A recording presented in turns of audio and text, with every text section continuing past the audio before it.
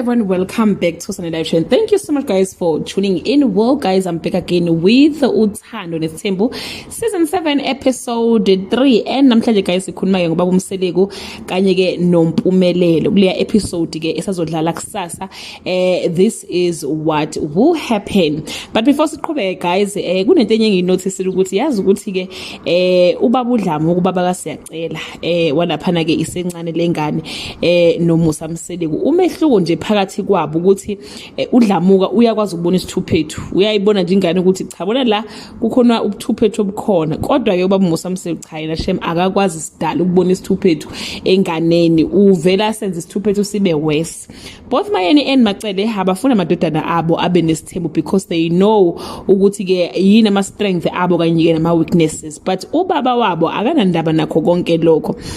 On this episode guys, uMusa Mseleko we had a conversation with uMpumelelo bexoxa ngendaba yokugana kwakhe nanokuthi ke kumele avuse umuzi kaFlow, waphinde wamiyala ke nokuthi ke angalinge aganwe ngumuntu osenengane, angawakhe nje umuzi nomuntu ke onjalo, kanye nokuthi ke angafuni ukuthatha intombazane engasifuni isithembu ngoba ngeke izi kwakhe umuzi lo ntombazane. Lapho yena usho ke ugano uMayeni owayengasifuni isidalo isithembu, kodwa ke yena ke uganwe uMayeni. Uthi ke kumele ke enze sure ukuthi ke uyabathatha ke nalaba esebazalisile oTirelo kanye ke novuyo kazi uMpumelelo. Manje ke uMpumelelo uthi cha akanankinga nokubathatha, kodwa angeke nathi eqala ukuganwa. Guys, uthi angeke athi eqala ukuganwa agane umuntu ke osenengane noma umuntu angamtholanga eyintombi. Ufuna ukuthi ke umamkhulu wakwakhe kubeke umuntu oyintombi nto, ngeke azathathe umuntu osenengane noma angamtholanga ke eyintombi. Angazi guys ukuthi uyisho kanjani enjalo benesezalisa ingane zabantu, angiphiki mhlambe zengasezona izintombi, kodwa okusala uyena wayitholisa ingane okokuqala. Angazi bakithi indaba kaMpumelelo nobaba ukuthi sizoyithini. Mpumelelo ke uthi ke yena ufuna ke ukuphinda phinda lokhu baba wakhe anakho times 2. Kusho ukuthi njoba uMseleko namafazi bawu4, yena ke uMpumelelo uzoba nabafazi ke mhlawumbe abawu8 noma more than that, ngoba ke ufuna nje ukuhamba ezinyathelweni ke zika babu wakhe.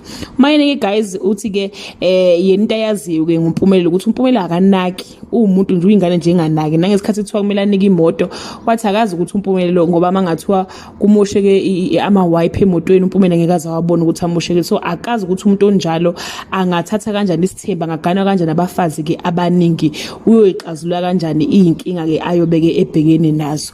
Guys, angifuni ukungasho, ngibona sengathi ubaba uMusa Mseleko kulezi ngane ngampela uyayihlomekisa futhi ke akayikhuzi mangabe ke zenza amaphutha njengayo nje uMpumelelo kuma episode amaningi noma ke kuma episode amaningi lapha kuThando NESTHEMBU siyambona uMseleko egxeka uQueen Lulu ukuthi ke ugogo wayeseyibambile ingane, ibambe ngokuthi mangabe njani uzoyi-expose kwathini, but asimuzwa ke ekhuza uMpumelelo ukuthi cha nawe ke awuhlukane uyabheda.